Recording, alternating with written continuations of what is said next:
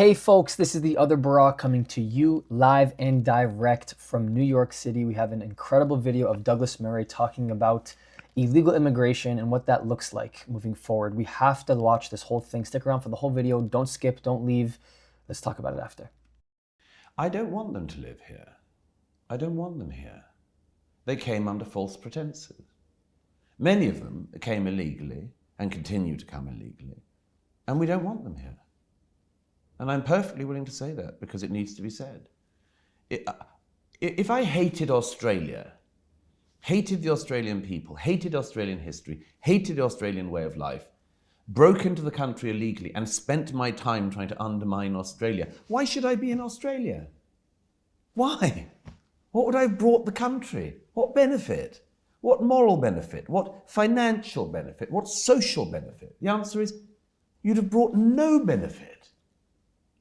So why just hope that those people are not in large enough numbers and keep your fingers crossed and put it off for another day?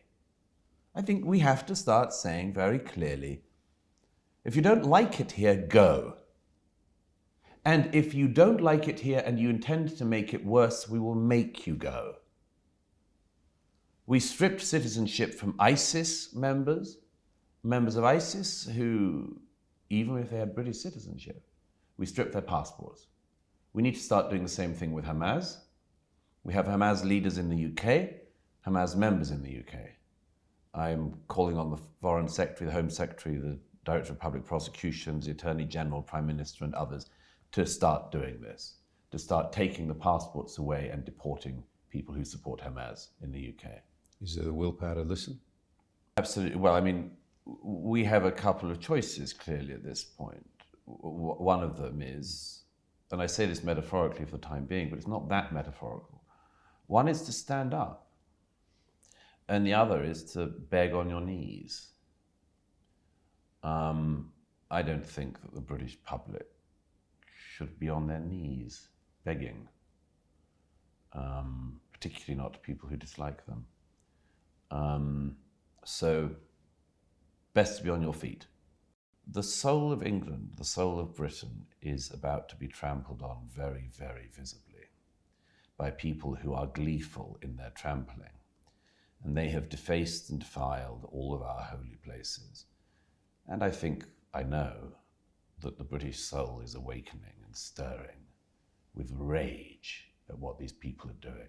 These people came into our house. Many of them broke into our house illegally. Many of them were never wanted here. And they have come here, they have betrayed all of our attempts at hospitality, they've spat in our faces, and now they want to trample everything we have underfoot. No. No. We have a crux point, in my view, coming up in the UK on the 11th of November when there is Muslim groups, Palestinian groups, pro-Hamas groups in the UK have announced what they call a million-man march in this city on Remembrance Day, on Armistice Day, when they will again defile the cenotaph and the statues of our dead and our war leaders. And I believe that the British people will not take this lying down. You know, I'm just not really sure entirely why there's confusion around policies within government of deporting people that don't provide at least a positive impact, if you will, when in replacement they're choosing to negatively impact that own society. It doesn't mean that you have to, like, if you're going to have the opportunity and the privilege to live in another place where they open up its doors to you, you better not try and tear that place down. And I don't understand why there's confusion around the rhetoric coming out of people who are supporting groups overseas, groups that they aren't directly affiliated with, meaning they haven't been there themselves, they haven't met them. Can you imagine working for a remote company your entire life? You don't actually know who these people are. You don't actually know what they're doing on a day-to-day. You don't actually know how they move. You don't know what the decisions are behind closed doors. You are just a pawn on a chessboard far, far away in some marketing scheme inside of their own system, in their own hierarchy of people, and you're in the mix in that abundance of others who really are just confused and don't actually understand what is happening top down. But they have led you to believe that there is one thing happening, which happens to be for just a good reason and a good cause. And so you have been in that company for a long time.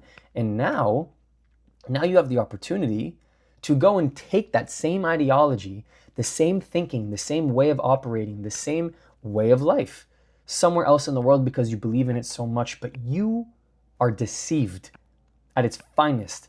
You really don't know who the people are that run the company, who the people are that pay you, who the people are that actually are doing the behind the scenes, and who the people are that have apparently gotten to your head. That is the life that we have seen. This company, this high-tech company, if you will, for the analogy, right? Hamas, with all of its employees across the ocean, who they somehow think they know exactly what boss they're working for.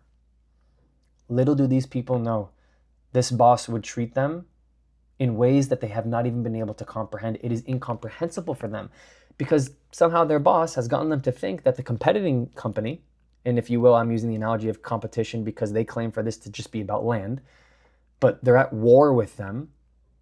They think that the competitive company is the one that would treat them bad. Meanwhile, they're not even willing to go and understand what that other company culture is like. They just assume based on what their current boss has said that it's not even worth entertaining the idea. That's called being misled. That's called being indoctrinated. That's called being brainwashed. That's exactly where we are right now. And so I'm not really sure why it's confusing to people, where if you have an employee coming from another company that wants to interview or have a role or a place in society in another company for the sake of this conversation, but that other company that they're going to happens to know more about that boss and more about that culture and more about those people, why, in what world would they want to let them come in? Now, of course, in the conversation here where we're talking about immigration, it's, in this case, if the United States knew exactly what Hamas was, they wouldn't let them in the first place.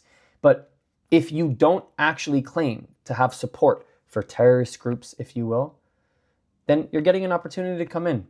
Prove that you're going to be okay. But the second that you open your mouth and you start vouching for that boss that America already knows about, in the streets of America, what do you think America is going to do? What do you think they're going to... Ben Shapiro says it all the time. Facts don't care about your feelings. Sorry. Thanks for all your support. See you next time.